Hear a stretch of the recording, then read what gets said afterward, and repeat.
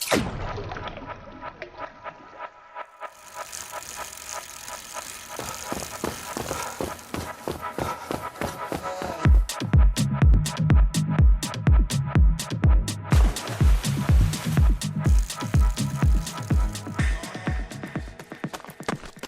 everybody, welcome back to Endure, the Athlete Story.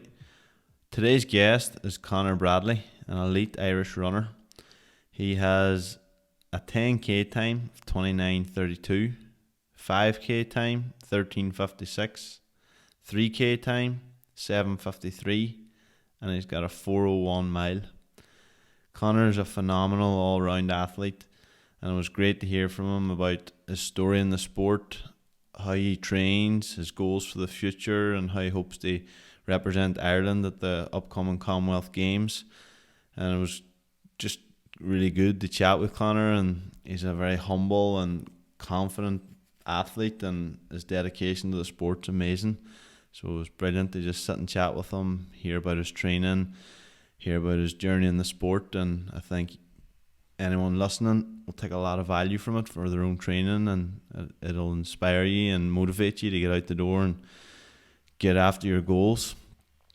We also talked about a recent documentary that was made about Conor. It's called It Runs Deep, and it's available on YouTube. It was directed by a guy called Eamon Kerrigan, and it's an unbelievable documentary, and gives you a bit of insight into Conor's training. You hear from some of his coaches and stuff, so really recommend checking that out, and the link to that documentary is in the description below, so definitely check that out. Conor tells us how that came about, and how the process of filming it went, and how he was a bit reluctant to do it at the start, but he enjoyed the process then, and it's really a great documentary to show Conor's ability and give him the credit that he deserves as an athlete. So I hope you enjoy today's show. Again, this podcast is brought to you by EJX2 Coaching. I'm a triathlon coach with a background in sports science.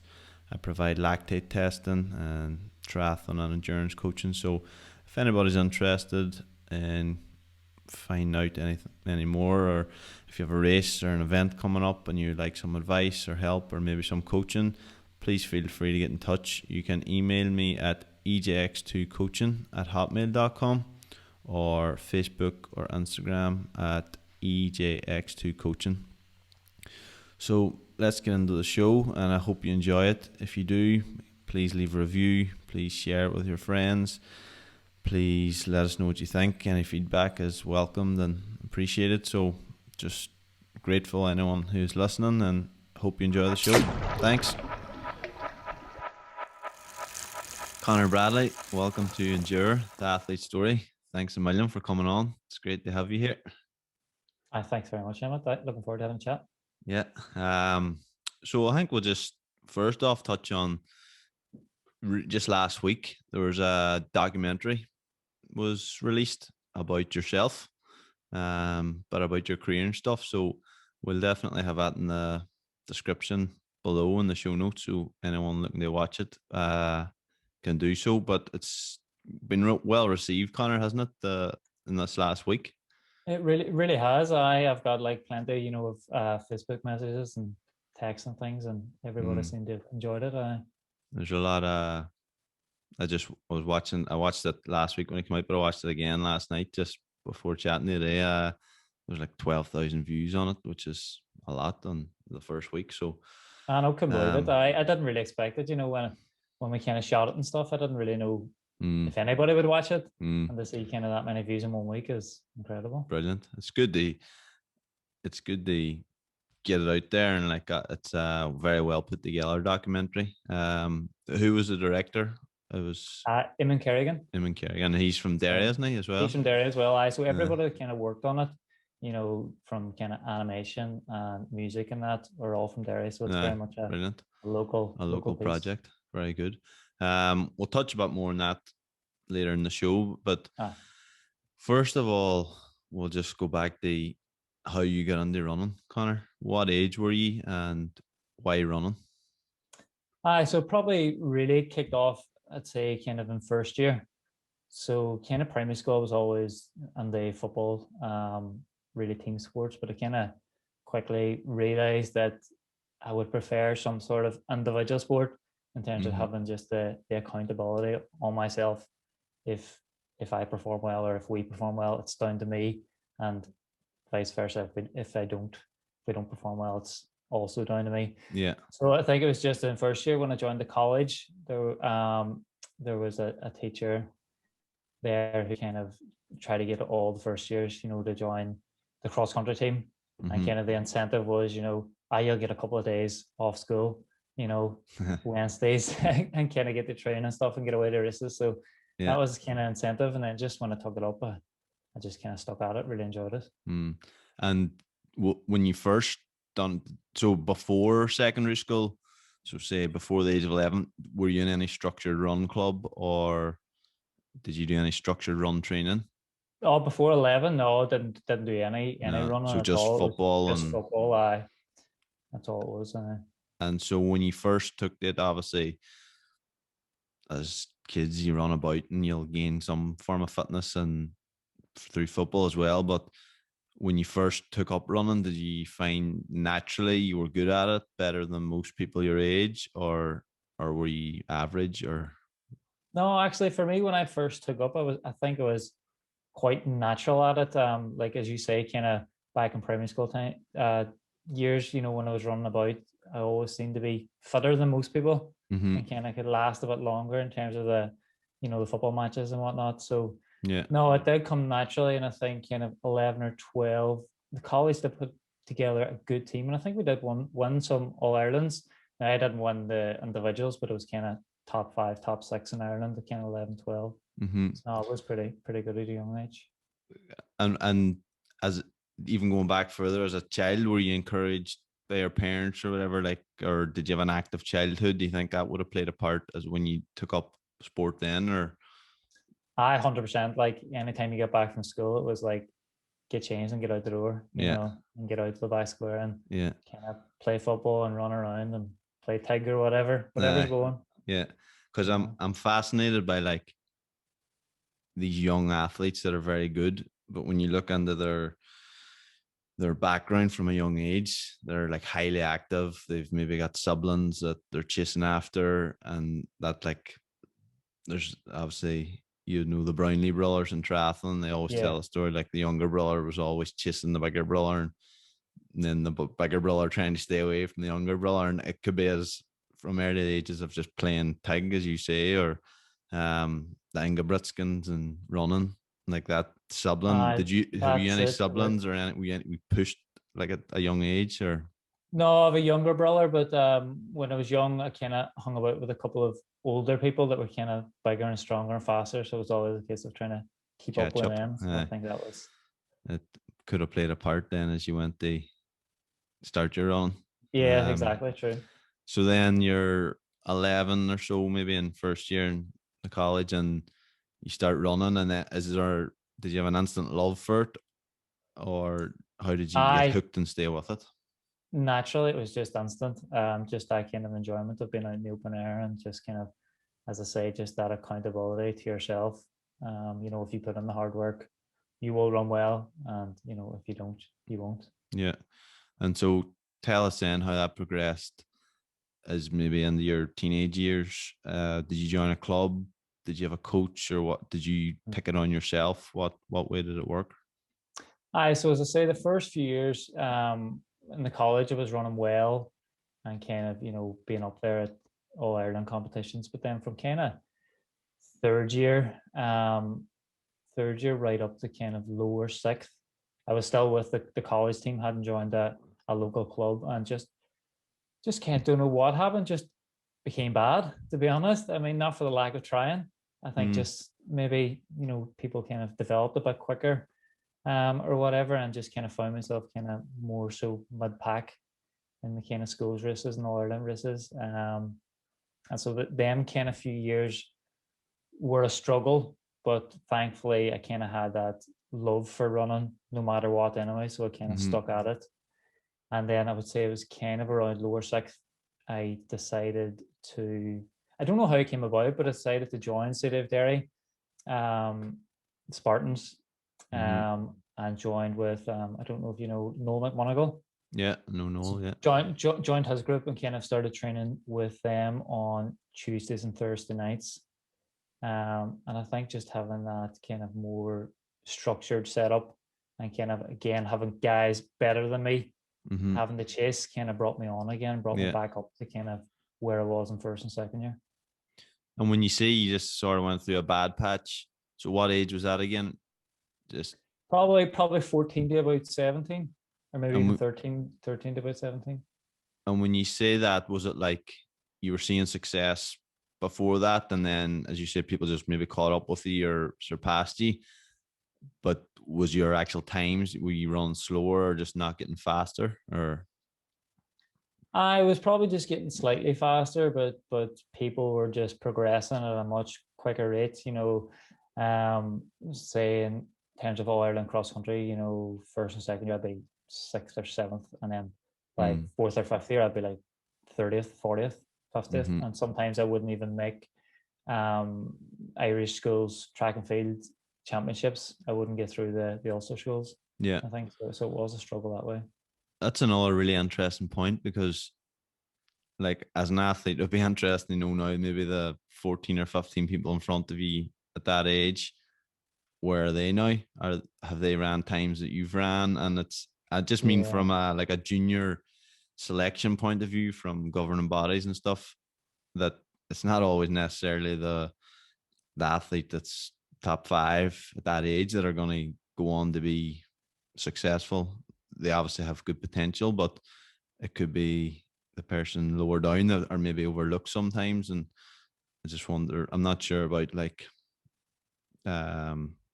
Athletics Ireland's sort of selection for development squads and stuff, but certainly in triathlon it was kind of really like performance based, which obviously has a part of it, but maybe a more holistic view of like the junior athlete's mindset and just resilience and injury prevent, or like their ability to withstand injury and progress on. So it's just an interesting thing that, and I'm sure it wouldn't have been easy for you at that age. It would have been easy for you to jack it up and say, I'm not getting better and people are getting better.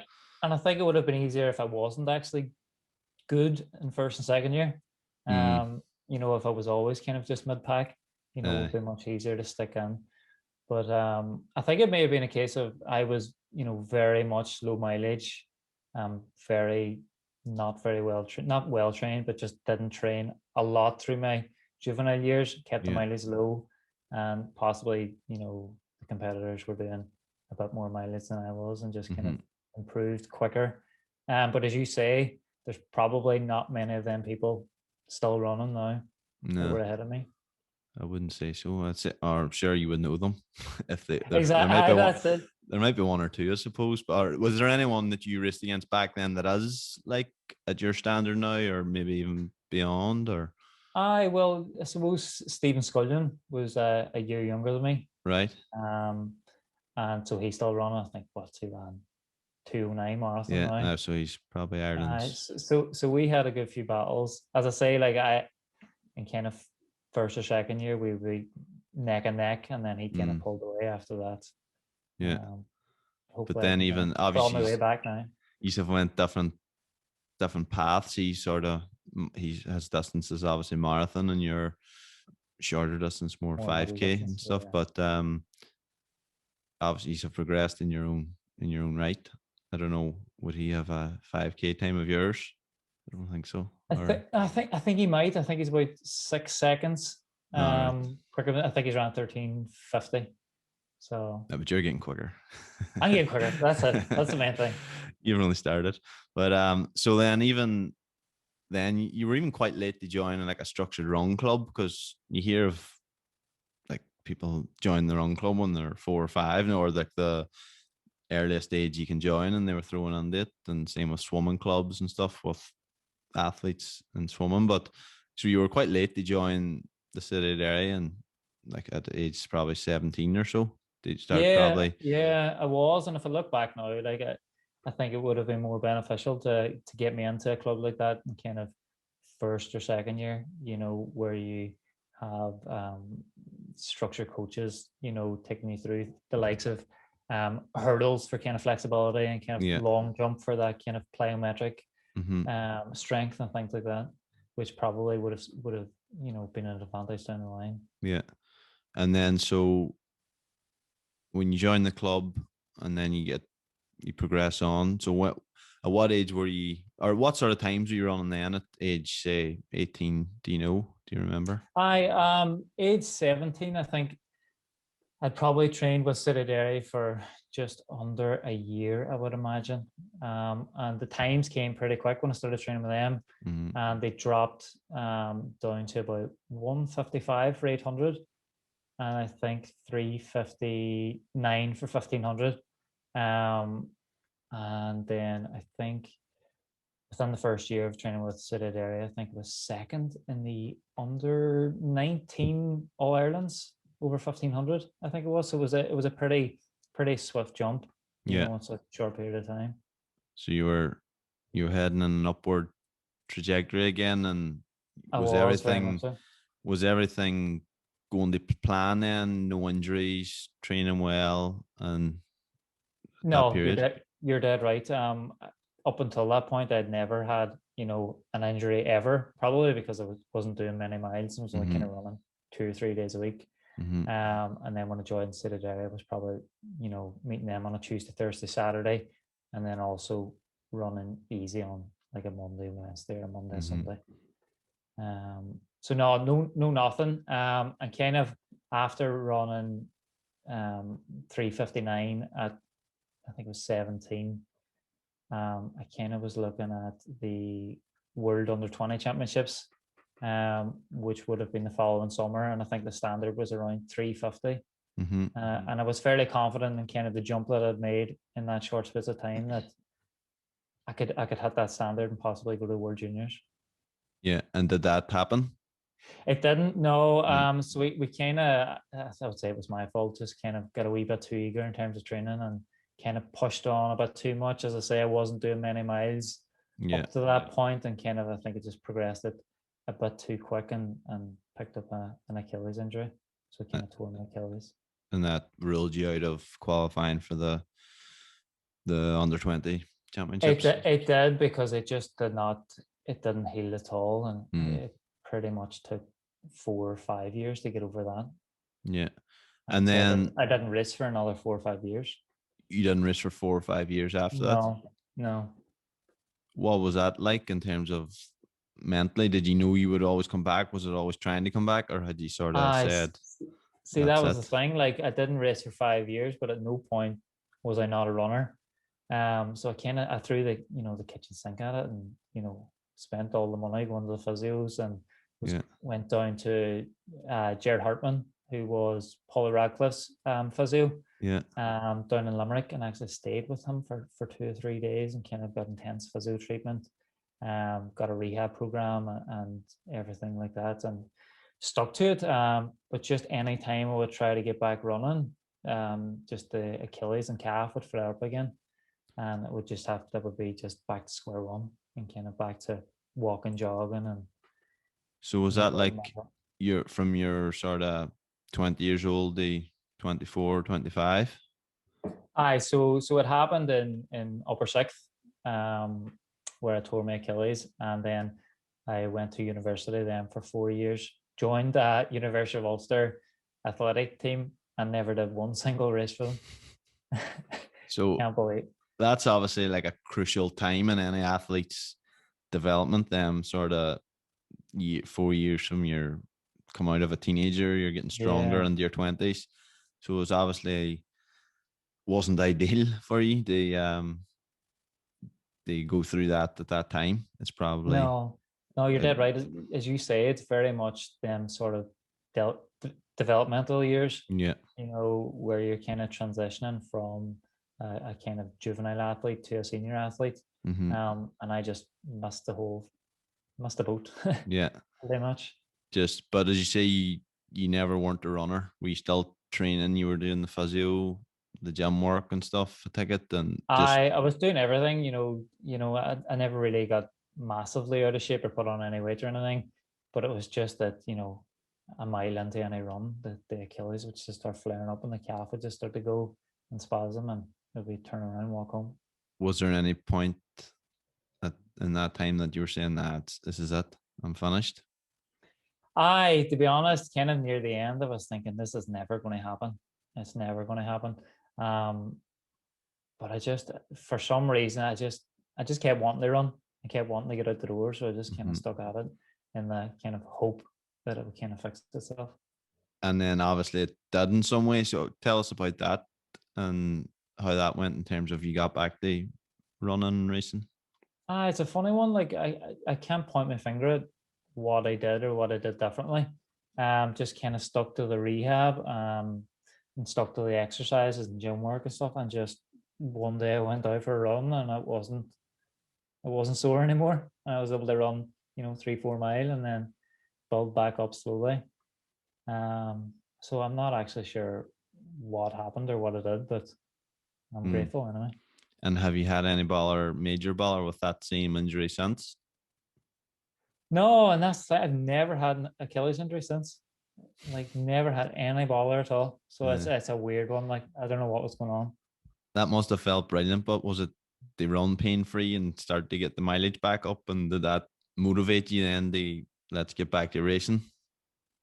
It did definitely. It really motivated me. And then kind of I probably got back in the winter time. And then by that summer, I actually went and ran 155 for 800 and 358 for 1500. So I was virtually right back to where I was when I was 17. 4 years later. So 4 years later, hadn't moved, hadn't progressed. So you obviously about when it was obviously a good thing to come back and do them times after having 4 years out. What I mean was there not that you weren't any better. I seen it.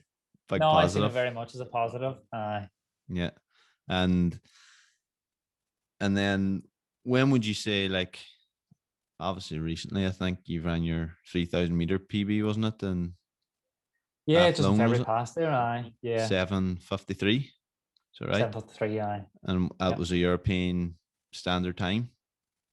It was a European indoor qualifying time. Yeah, but unfortunately I think there was 3 people that had ran faster, and there was only 3 to be selected. And so they got they got selected. I think the person ahead of me was 0.10 of a second quicker. So if I had just tipped a wee bit more, I might have got it. It's a cruel game when it comes down to that. But so like now at age what, 30? Are you 33? 33. You've ran PB. So have you just been? Do you feel you've just been getting better and better since that return from injury? Yeah, well, that's it. That's what I kind of think when I think of myself as a kind of a young 33, because I've missed so many years. So I don't think my body's taking that kind of pounding as a lot of other 33-year-olds. So fingers crossed, there's kind of more to come. Yeah, and you touched in the documentary at one stage. I think maybe you've had some more injuries, but at one stage you were you give it up, or you retired from running for a few weeks. So kind of, from the years since I got back, I was kind of off and on injured. Kind of got stress fractures in my shins, left and right. But then intermittently I would run well and run decent times. But I think it was end of 2018, just kind of after about 4 or 5 years of on and off, getting injured, getting back, getting fit, then getting injured again. I can't remember what the injury was. I think it might have been my knee just completely blew one day on a run, and I had to walk home, and I just thought, I can't be dealing with this anymore. Like I've given it 15 years of my life, and the body just does not want to play ball. So I jacked it in anyway, and I would say it must have been like January 1st or January 2nd of 2019 that the injury happened. And then for January, February, and March, I didn't run a step, didn't do any cross training, didn't do any weights, didn't do any biking, swimming, or anything. Just kind of completely, for the first time, I wasn't a runner, you know. Yeah.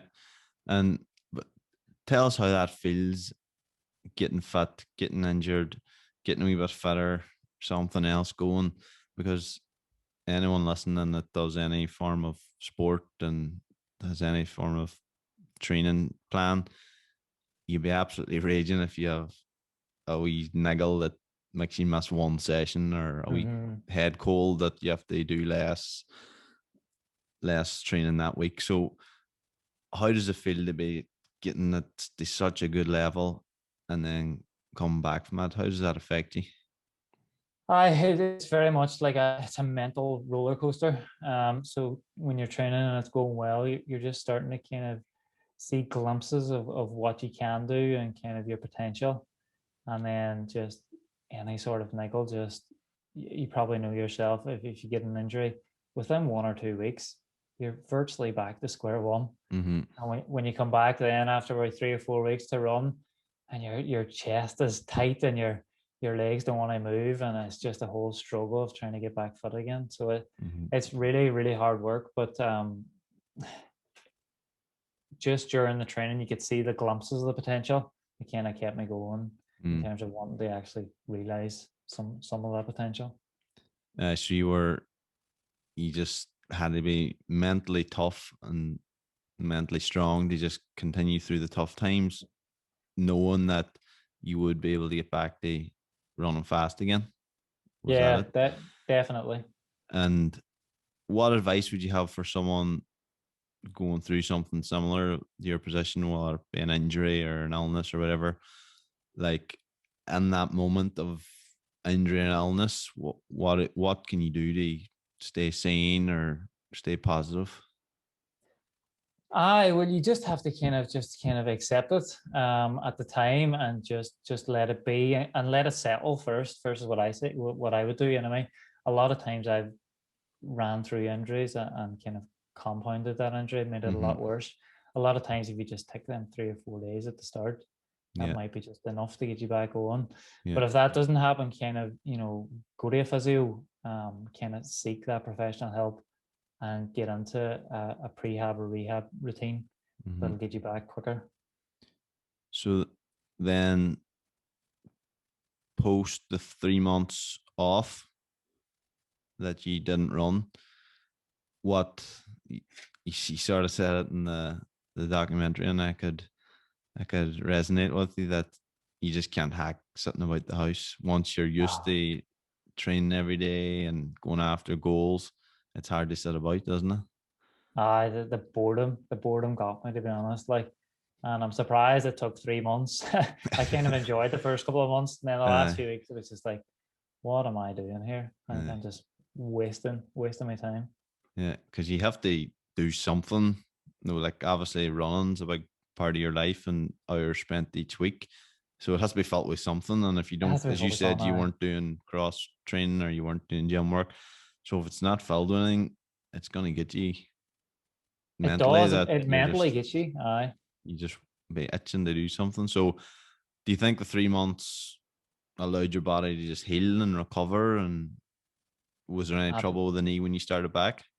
Absolutely. I think the 3 months definitely let the body recover, and also let me recover, mentally from kind of that roller coaster, as I said, I was on for the Mm-hmm. last 4 or 5 years. And so when I started back, it was very much a case of like, I don't care if I get injured this time.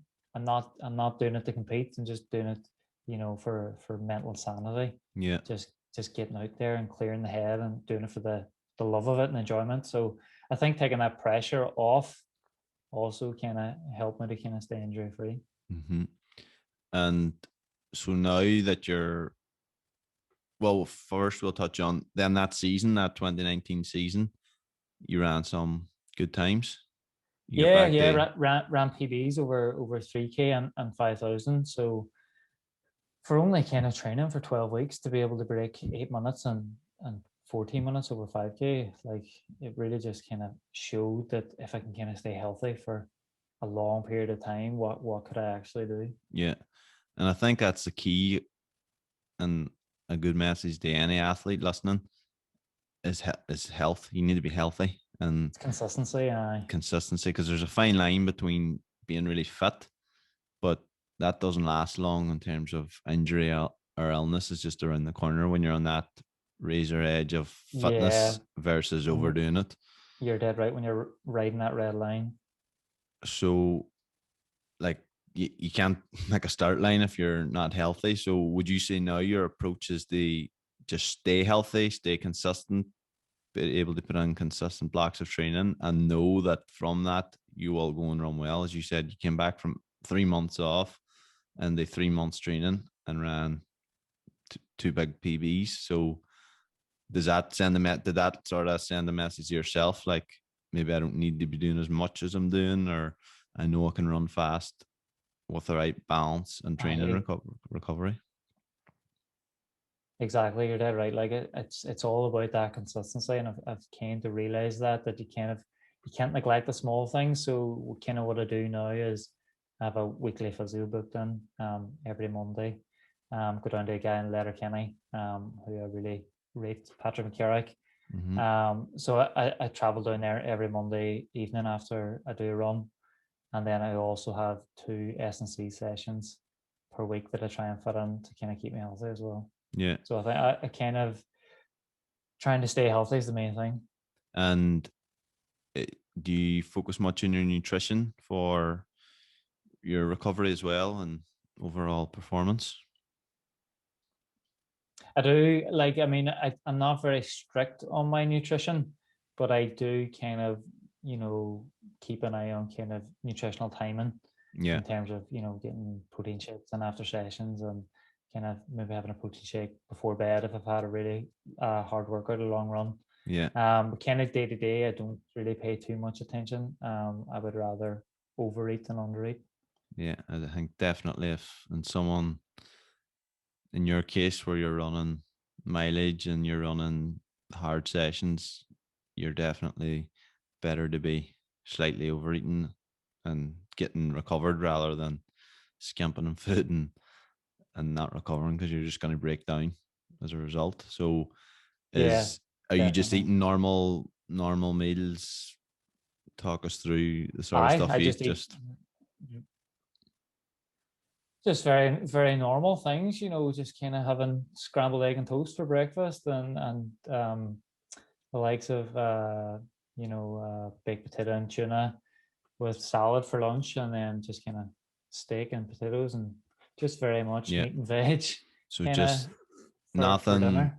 nothing Very particular. bog standard. Yeah, yeah, and not cutting anything out in particular. Have the odd treat or bun or chocolate bar in there, is there? Or Oh, probably more than the odd, I'd say, to be it's honest. doing you no harm anyway at the minute. Um, No, that's it. They can it drops off. yeah. So, what? Tell us where you're at now. Are you healthy at the minute? You're training away. Talk us through where you're at the minute in your training. Aye, so training's going well. I suppose from January to now, it's been very much base work, um, in anticipation for the upcoming track season, which will probably start kind of end of May and go right through kind of the end of July. So about a 10-week period of getting on the track and trying to run fast. But no, training's been going very well. Thankfully, touch wood, stayed healthy for the most part, and been very consistent with the training. Very good. And your coach is Teresa McDade, isn't it? Yes, it is, So Teresa. Yeah. tell us about your like coach athlete relationship with Teresa. Is she in full control of every session, or is it kind of mutual agreement on what works best for you? No, it's very much a kind of mutual collaboration. I suppose when I joined with Teresa back in 2013, she would always propose kind of at the start, if you're a kind of younger athlete, the kind of the coach would have 80% of the input, and the Yeah. athlete would only have a 20. Mm-hmm. But what she kind of talks about is that over time, that should kind of be a role reversal, and the Mm-hmm. athlete should have built the knowledge that they can kind of you know have 80% of the control in terms of the training, and the coach would only be kind of 20% and kind of steering you. Yeah. So that's For very sure. much how it's developed over the years. Yeah. And I agree with that because unless, which isn't the case for a lot of people, unless you have that coach at every single session, you're you're there on a whatever night doing your session, and if something's not going to plan or you're not hitting times, or you need to make them decisions yourself of right, I'll do Constantly, yeah.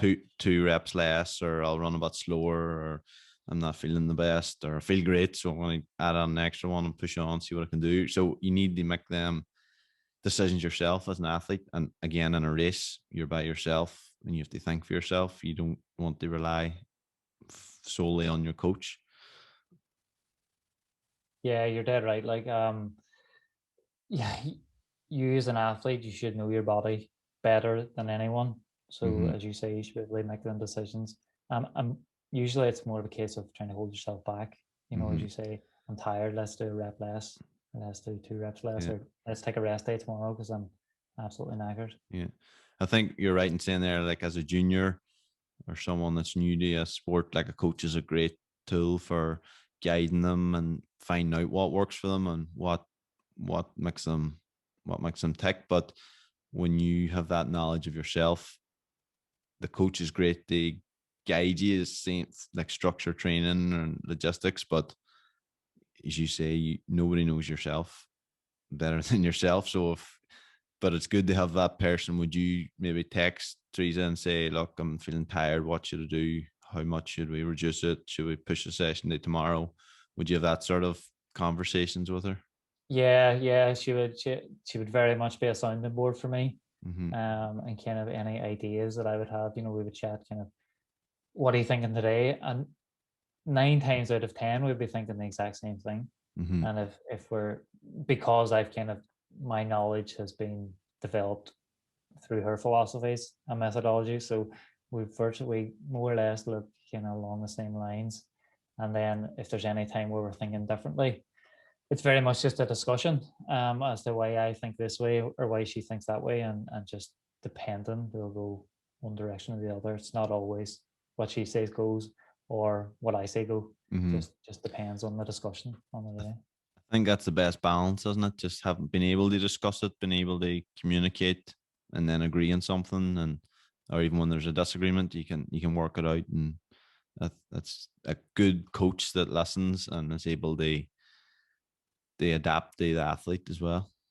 Yeah, and I just feel I work best when it's kind of not a, you know, do as I say, Mm-hmm. and that's it. I don't think I'd be very motivated by that or kind Mm-hmm. of negative reinforcement. Mm-hmm. Very much I prefer a kind of positive reinforcement attitude, which Teresa has massively. Yeah. And you just mentioned there, like our training philosophies and methodologies. What are some of those, or what's the sort of, obviously, there's many different philosophies and methodologies out there. What would Teresa's be for you in particular? Yeah, for me, what she has for me is very much kind of the majority of the time focus on threshold and base work. Because she realizes that when I get into kind of doing more speed work, I get sharp fairly quickly. Mm-hmm. Um, and then also fairly quickly, I get kind of stale. Um, so we kind of try to keep on the kind of base work, um, threshold runs, kind of easier interval works, hills, easy runs, long runs, as long as possible, just to kind of build that kind of base, and Mm-hmm. then we layer on top then the speed work, but only kind of closer to track season. Like I still wouldn't be doing much speed work at all Mm-hmm. because I think we're just too far out from track season, Yeah. and kind of Teresa realizes that, and just that's the way she. Do you find that hard to maintain once you build up track work and speed work? It's hard to, from maybe an injury standpoint and just physically fatigue. Do you find it hard to maintain that for a long period of time? Yeah, I've always found that once I kind of start putting spikes on and getting on the track, that niggles and injuries would appear if I stay too long in that kind of zone for a few weeks. So we try and hold back as much as possible. Like at the minute, I would do most of my track work in St. Collins Park Mm-hmm. track down on the Sunders. So try and keep away from kind of hard track surfaces. Yeah. And do you think that's like naturally your talent of the speed and explosiveness, and maybe that's why you can push your body over the edge when you do get on the track and start running fast reps? Yeah, I think that's very, very much it. I think my muscles are very much, fast twitch. Yeah. Um, and so when I do that training, it really enhances them, but then it takes away from the slow twitch fibers Yeah. that you've built up. So you need to just have that balance, and I prefer just to have a bigger base work and then work on the speed later in the year. Mm. And are you using any like training tools in terms of heart rate? Obviously, you might probably run the pace and runs and stuff, but are you using lactate or heart rate or anything like that? Yeah.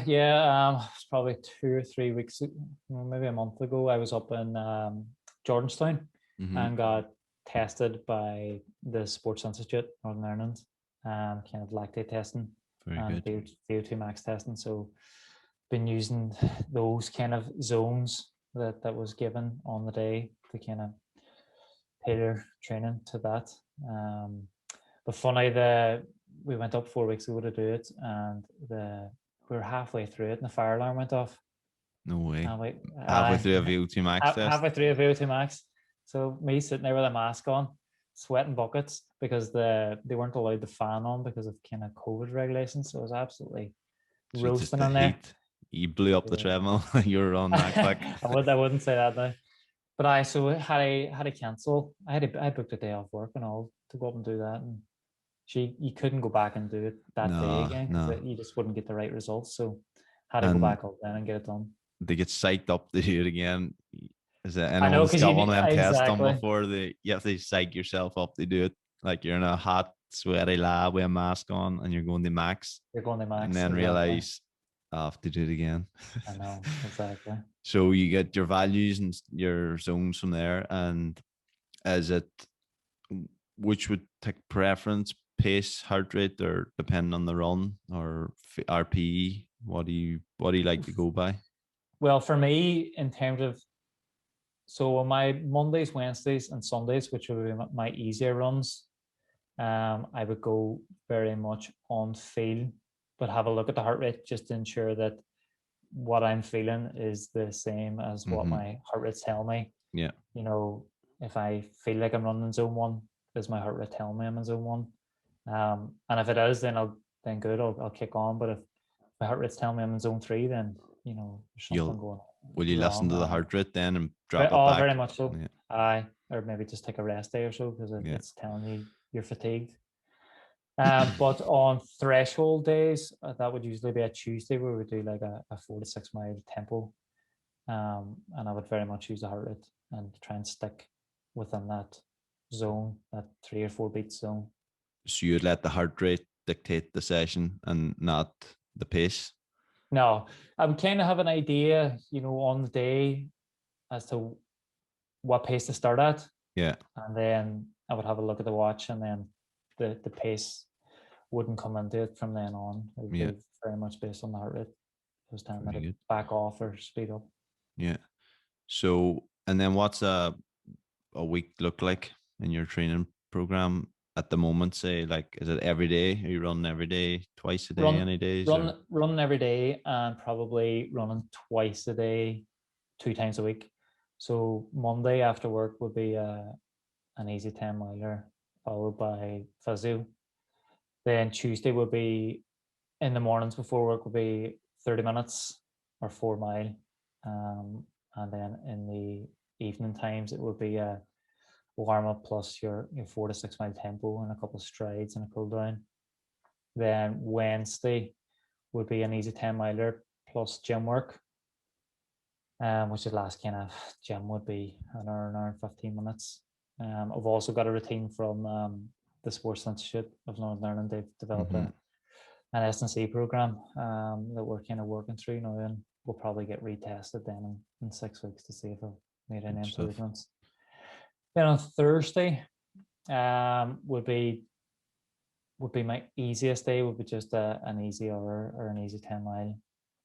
Followed by Friday would be 30 minutes in the morning, followed by a a session in the evening. At the minute, the session could be, it could be anything. It could be intervals, or it could be hills, or it could be 45 minutes, just kind of steadier. If I'm a wee bit tired, just not too hard. Then Saturday would be another probably 10 miles plus gym. And then Sunday would have your long run. Very good. So I can just imagine people with notebooks out there taking down what you just said and trying to go out and replicate it. But so you're like, is that's getting you what, maybe over 100K a week or running, or? I probably, like, the last 7 days, I think I'm on about 92 mile or so. So pretty significant. I try and kind of, I don't really focus on miles too much, but it usually kind of falls within 70 to 85 mile a week. Yeah, and you're doing that along with a full-time job. I am 9 to 5. So it's tough to work around that, I suppose. And that's probably the main challenge. I think you might agree. If you only had to do that 80 mile a week, it's like a napping during the day and getting your recovery as like a professional might be. It wouldn't be as demanding, but you're on a job where you have to completely switch mindset and do your job, and then you have they recover and fit it in and logistics and family life and all that. So how do you deal with that? Is it tough, or is it just part of your life now? You just kind of have to accept it. I mean, there's no point getting down on it, and kind of, because it would just affect your mentality, and you would just be thinking negatively, like, oh, Joe Blogs is, away to Kenya for 6 weeks, and he's able to get better when I'm sitting in the house on the laptop working away 9 to 5. But sure, you can only kind of control what you can control, and that's what I do. Thankfully now, due to COVID, I've been working in the house, and it's, things have been a wee bit easier. For your 30-minute run, you can get out at lunchtime or break time, and or even in the mornings, you can run at 89. Whereas if you run the office, you would kind of have to be out the door at 7 o'clock and get home. And and is your job physically demanding, or is it just more mentally demanding, or? No, I'll say it's not physically. No, very much mentally demanding. Just kind of, the stresses and pressures of work, and just sitting all day. Kind of is just fatiguing in itself. No, it's definitely not good. Not for flexors and that. Yeah. No. And there's like studies on like mental fatigue increasing your RPE and stuff. When you do go to a session. So I'm not sure. You might know him, Noel Brick. I don't know if it's his study or I just read it through him, but they studied the effect of like something highly cognitive, doing like computer like program things, or know where you have to focus and click the blue button and like use the brain, and they done that for 60 or 90 minutes or something, and then done like a wrist pace interval and treadmill and increased their RPE. And although obviously a physically demanding job is obviously demanding on your body, but maybe less stressful in the mind, and you mightn't see that. But I'm in no way saying anyone with a physical demand job gets it easier. But I'm just saying, a bricklayer. It's not. I don't know. It's not as if just because you're sitting down all day that you should be firing to go in the evening. You can be just yourself. You'll be mentally fatigued sometimes, or just tired in general for the evening sessions. But it's funny you say that. Bricklayer, big Sean McLaughlin. I done recorded a show with him recently, so his will be out maybe next week. And he's a bricklayer, so I would not fancy doing that all day and then having to go out and smash a session in the evening. I absolutely couldn't do that. Like, same with a guy I know, James Cramsley. He's a builder as well, and Jesus, I don't know how they did it. Like, work all day on a construction site and then go and run 230, 240 marathons. Unbelievable. It must just mentally harden them up and physically harden them up, but it's definitely not conducive to recovering anyway when you and then having to go out and train. But so we're getting into then racing. If we just chat a bit about racing, can you tell us, Connor, about your times first? So, what's your like PB across each distance that you compete in, if you know Aye, them off? I suppose the shortest distance I've ever really ran is 800. I've ran 150.4 for 800. For 1500, I've ran 343. Then for the mile, I've ran 401. 3K, around 753 just back in February. And then for 5K, I ran 1356 in 2019. I haven't done a 10K on the track. I did do one on the road. I think it might have been 212, 213. And I think I ran 2952. So it's fast running. It's pretty. It's no matter what way you look at it. There's obviously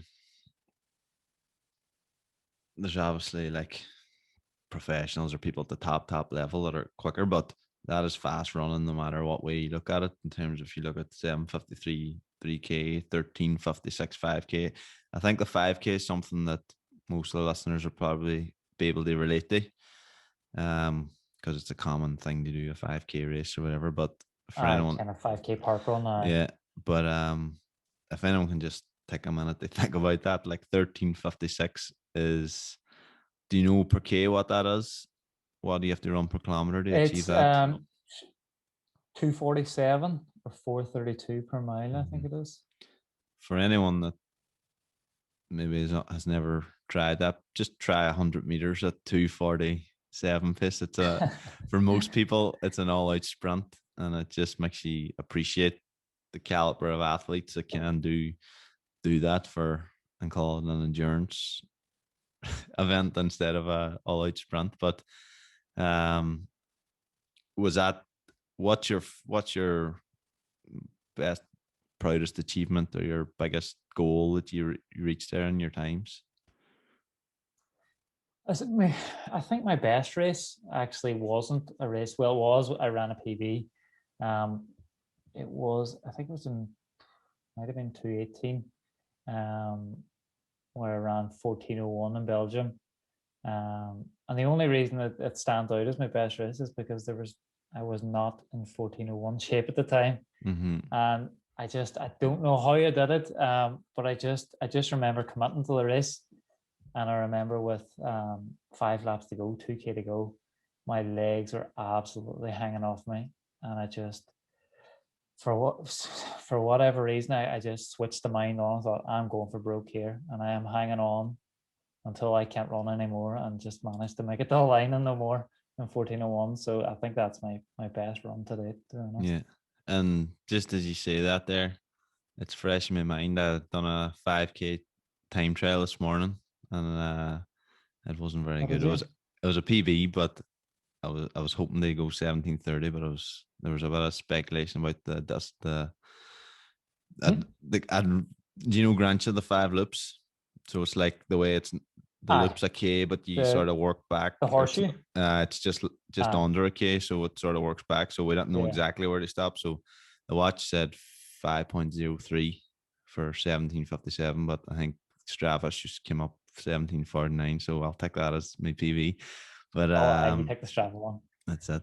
But just as you're saying there, that feeling, and it's usually around 3K, and it feels like the 2K is the furthest thing you ever have to run. But what do you do? How do you put yourself in that mindset to continue? Because I think anyone that's ever ran a 3K, you're questioning the reason why you even started when you're 3K. You just want to stop. The only thing you want to do is stop. But what gets you going? And was there did you have that same feeling? Do you think, like, was there a milestone when you were younger, like to break 16 or when you first broke 15? Did they feel the same or do they feel different? Does it get harder as you get better? Obviously, that's a weird question, but do you know what I mean? Like, for you, when you broke another milestone, say your first time you broke 16 minutes, did that take the same effort as when you broke 14 minutes? I very pretty much so. Like, I mean, they all feel the same in terms of, how good they feel. And as you say, they all feel the same in terms of how hard they feel as well. Mm-hmm. People seem to think when you get fitter, it gets easier. You just run faster. Yeah. It always stays hard. So it does. So Yeah. now they all kind of feel the same. And how do you put yourself? What's the things that you're telling yourself? What are you saying in your mind? What are you doing? Positive reinforcement at that point where it is really, and I think it could get a lot of athletes at that point. It's either like they talk themselves out of it, or as you said, you Yeah. just switch the mind and you're going for it. It's either do or die. Like you either talk yourself out of it or you go for it. So what gets you to push through? I suppose just working on the mental cues prior to the race, the week prior or 2 weeks prior, knowing that, you kind of know okay, it's going to hurt, and Yeah. that your body's going to want to tell you to slow down, Mm-hmm. and it's going to want to make you slow down. But just kind of trying to tell yourself that it's okay, push through, just keep pushing. Be it, let's just get through the next 100 meters. Mm-hmm. And then when you get there, let's get the next 100 meters. And when you get there, and the next some, just whatever you can do to kind of keep going 1 foot at a time. And you kind of, before you know it, you're 2 laps to go, you're 400 to go, and you're nearly home. Yeah. It was I'm not sure if, like, would you wear a watch when you're racing on the track? No, I wouldn't wear a watch when I'm racing on the track, but mostly on the track there's a clock So you know almost nearly every 100, so you kind of know where you're at. But I try and switch off from that, because I think it limits me in some ways, in terms of if I'm looking to break 14, I'll be, trying to hit a certain split. Whereas if I don't look at the clock and just kind of race who's there, I usually run better than I expect to. It's interesting to see, because even like it could put you off if you're trying to hit a certain time and then one lap or And one you're not on K the is pace. a bit slower, and then you're saying, "Oh, now I have to run even quicker to get back," and it just throws you off. Whereas you say if you just run and just push as hard as you can. But I seen I read it was an interesting study. I don't know exactly who done it. I'm coming up with all these studies and I can't back them up, but I'll figure it out and put it in the description. But basically, they studied like 5K race times and splits over a whole number of years, and like it had the same trend that start fast and hold for like 3K, and then there's a dip because people are telling like their bodies to slow Three down, quarters.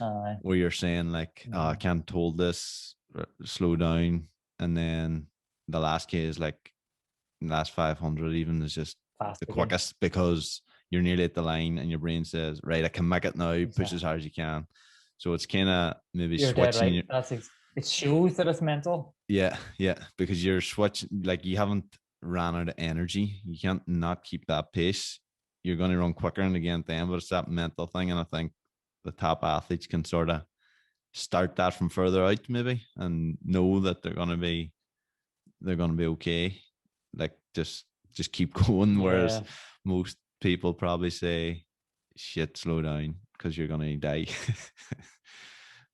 Yeah, and sometimes like you can talk yourself into keeping going, and you actually do die. But sure, what can you do? But that's what they say, in say a mile race, which is a 4 lap race. They say like that after halfway, the third lap, 3/4 is where there's always a dip, and as you say, it's always mental. It's a mental thing.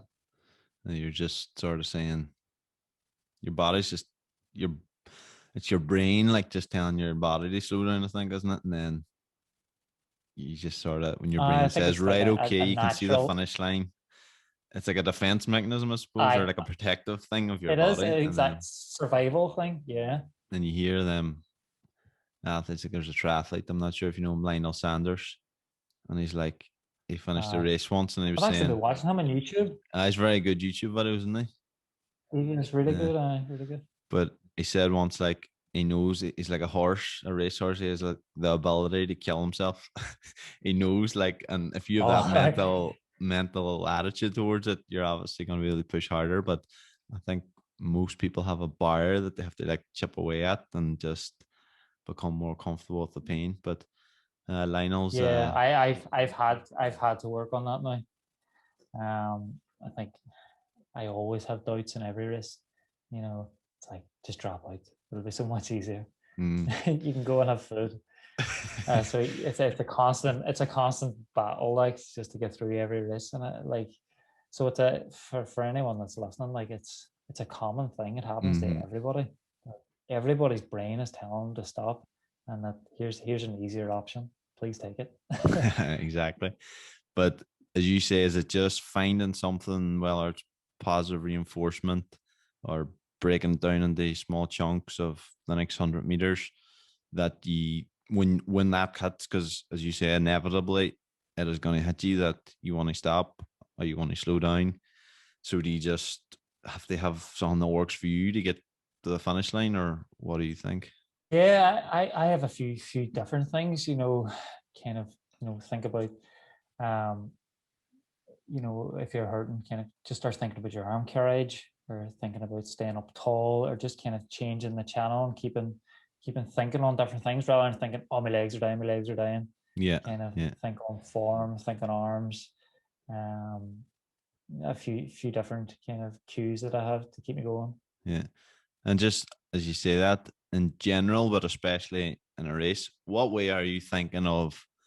Because I think it's interesting, like mechanically, what are you thinking about when you're running?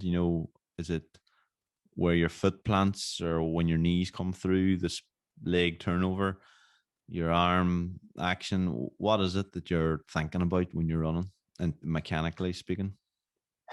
Well, mechanically, mostly I'm telling myself to relax, and kind of try and stay loose, because if I kind of don't be telling myself that, I kind of tighten up, and kind of I tend to kind of lean forward a bit. Mm-hmm. So I feel if I kind of stay relaxed, I'm more upright, and kind of my hips are more level rather than tilted forward.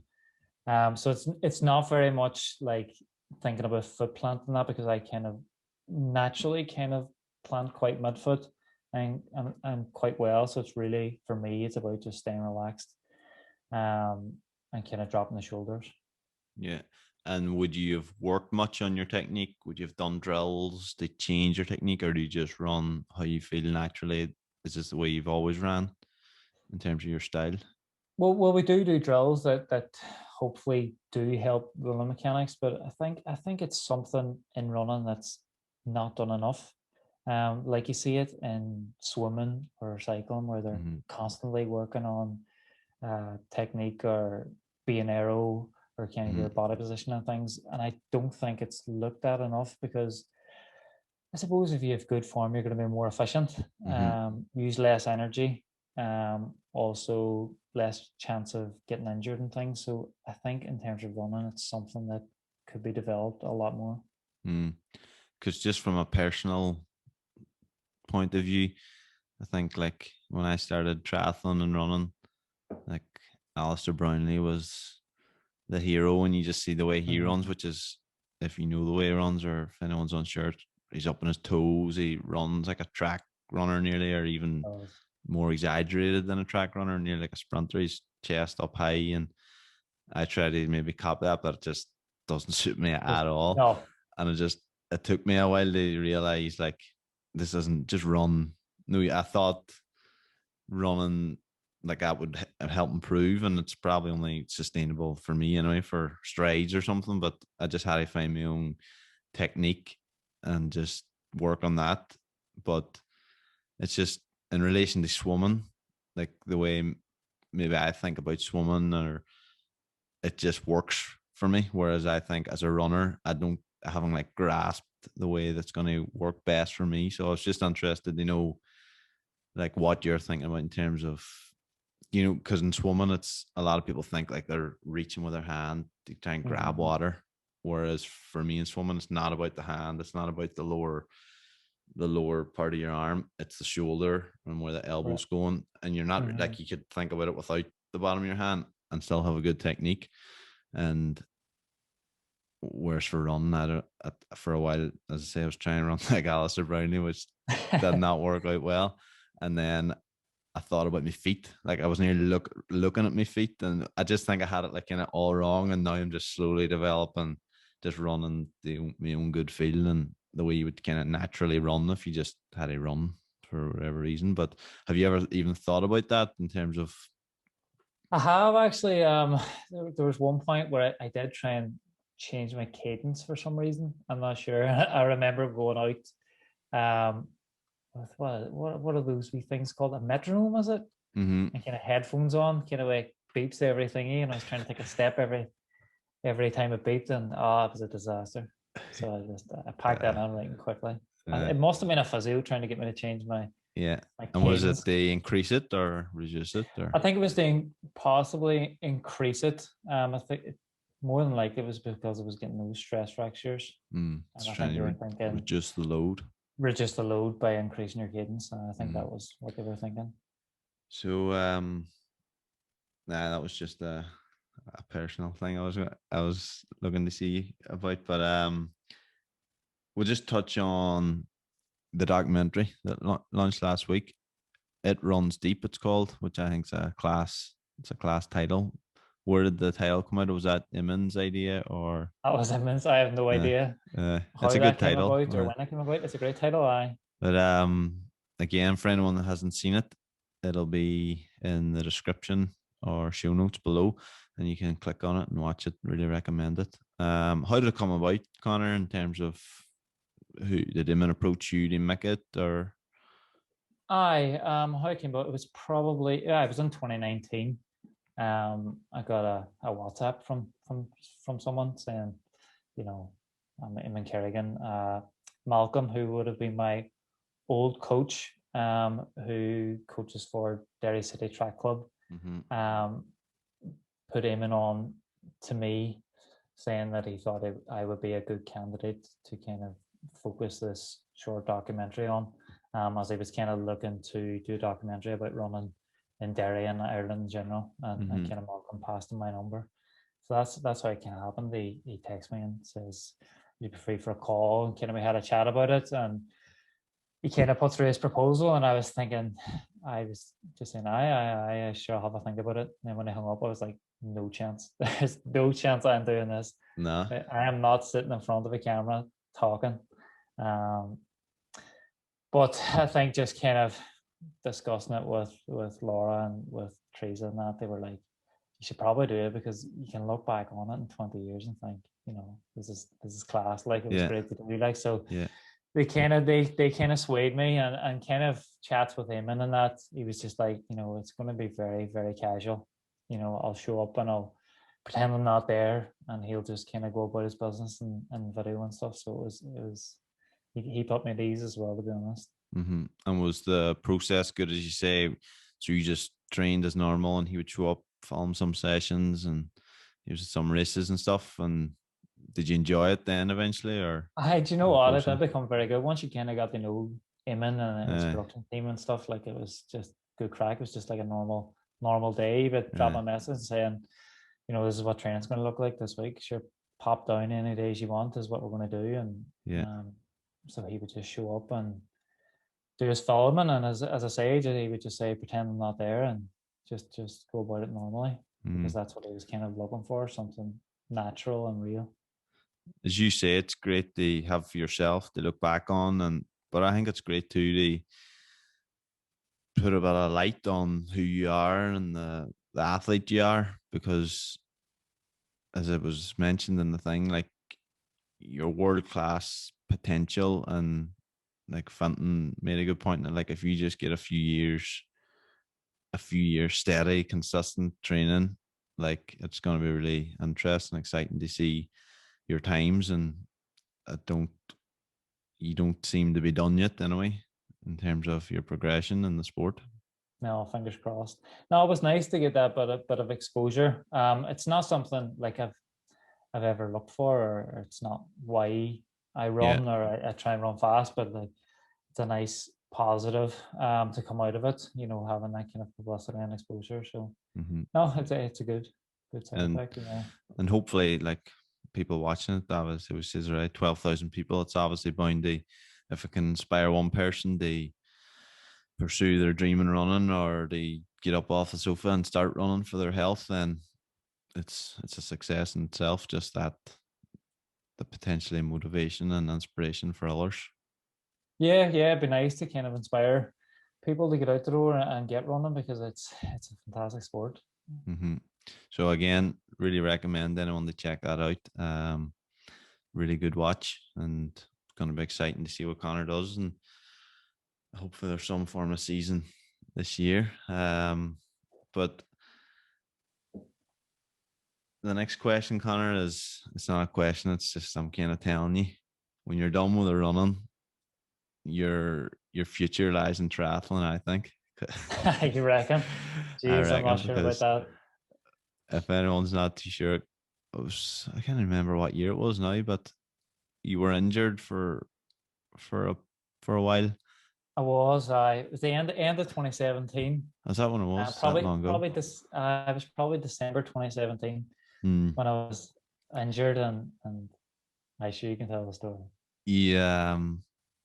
You started training with our group. I think Joe, you were working with Joe, was it, over in the hospital, Joe McConlogue, and I at the time I was working with Joe and Arndine as well. uh, Was also working on there, and they were but it was sort of, mainly Joe talked me into it at the start. so Joe got you out with a group, we triathlon group that we have, and uh, I mind the first day we met, and you were there first, and I think you still had runners on the bike and whatever, but over the few weeks, like you became a bit of a cyclist, and then you started swimming, and you became a bit of a swimmer. And it was kind of, we were all getting nervous, like, jeepers, what if he does a race? He's going to whoop us all. He's only had it a few weeks.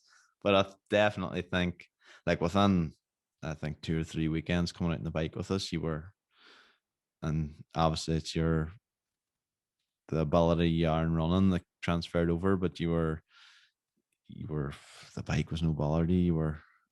You were the right cut and the right shape for someone cycling. You're strong and light, and um,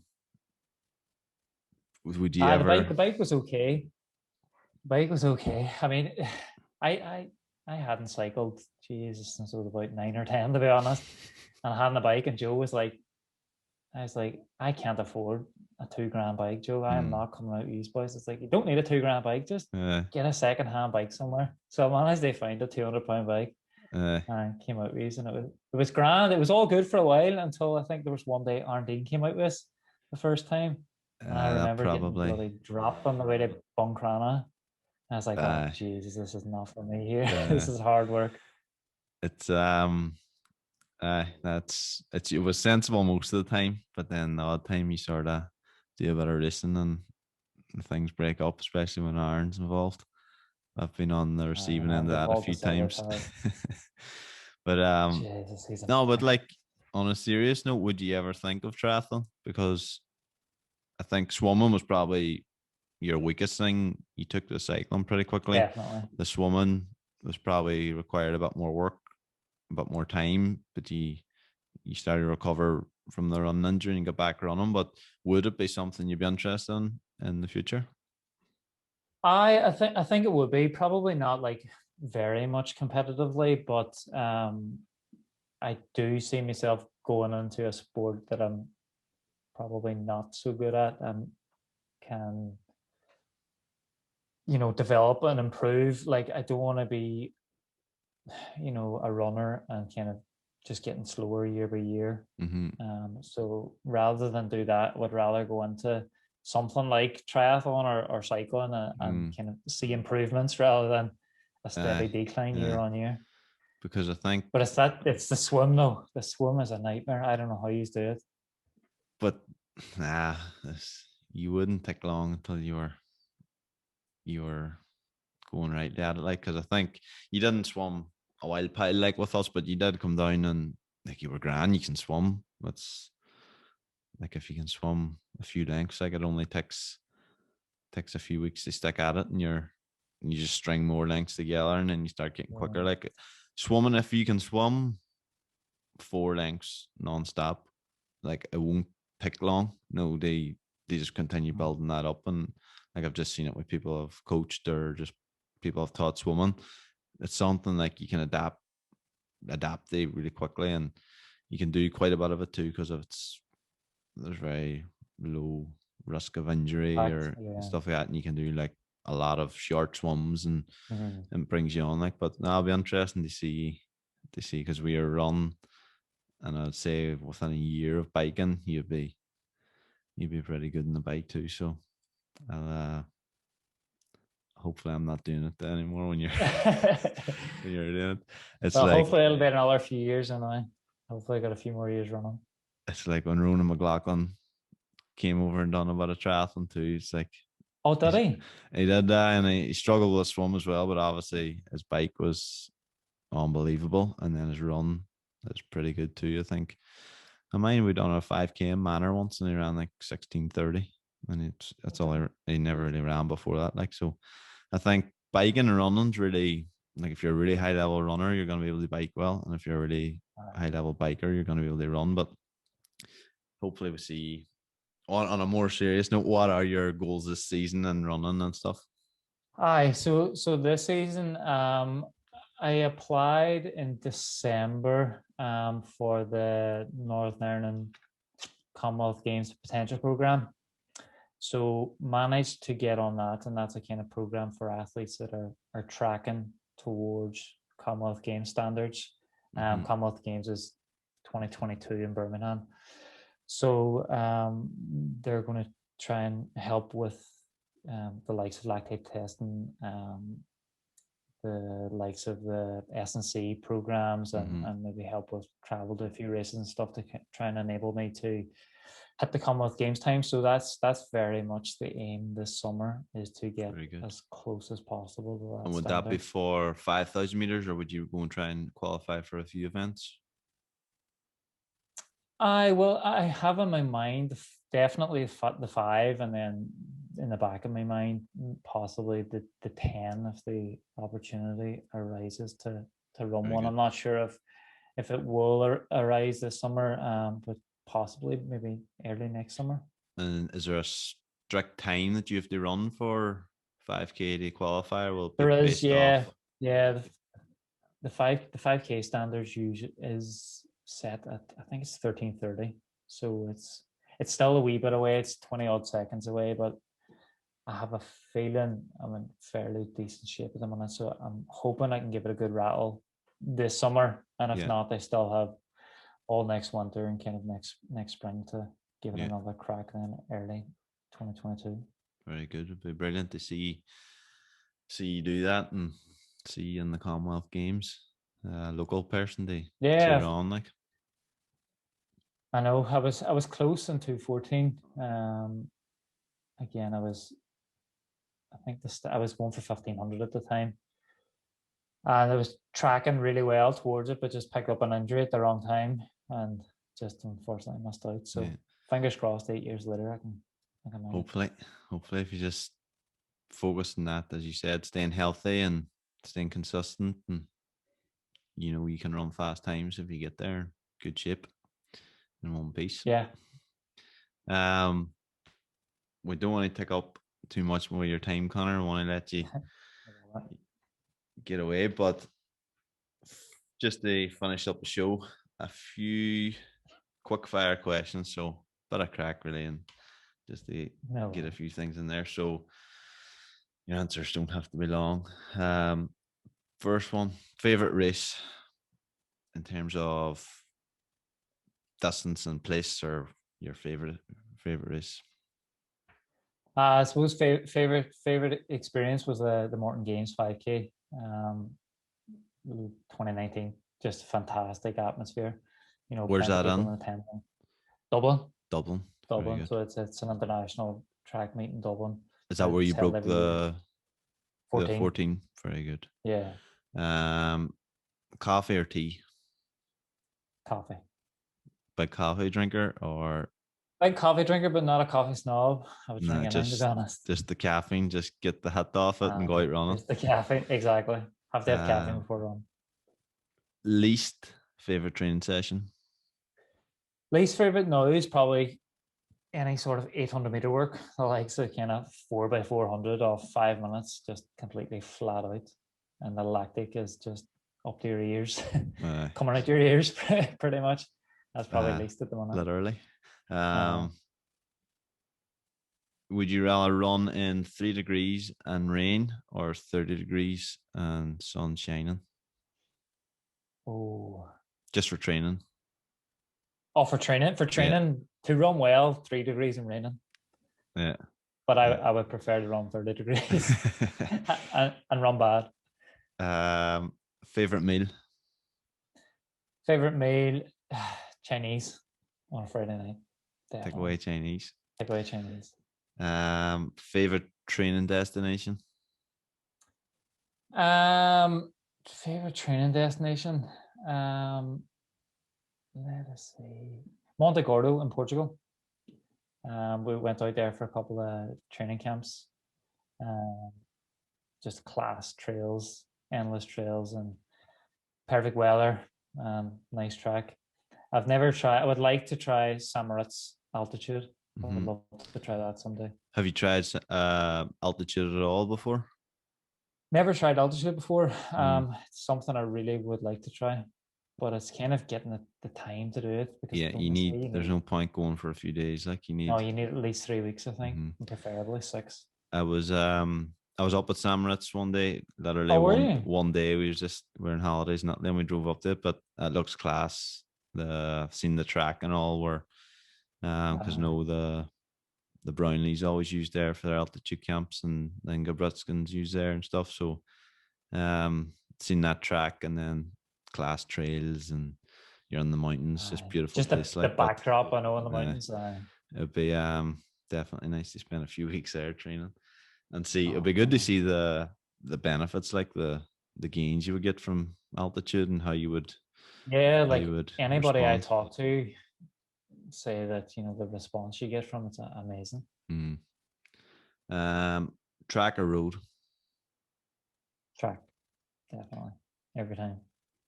Hardest competitor you've ever raced against? Hardest competitor, Liam Brady. He won the national cross country in 2019. Just an absolute animal. Like, just took it on from halfway and just never give up, never let up. Very unbelievable. Good. Your favorite workout, favorite run session? Favorite workout, I suppose it's 2x2K at 5K pace with 3 minutes recovery, and then 5x400 at 1500 meter pace. It kind of gives me an idea of what sort of 5K shape I'm in. So that's my favorite, to be honest. Good stuff. And number one thing you do for recovery?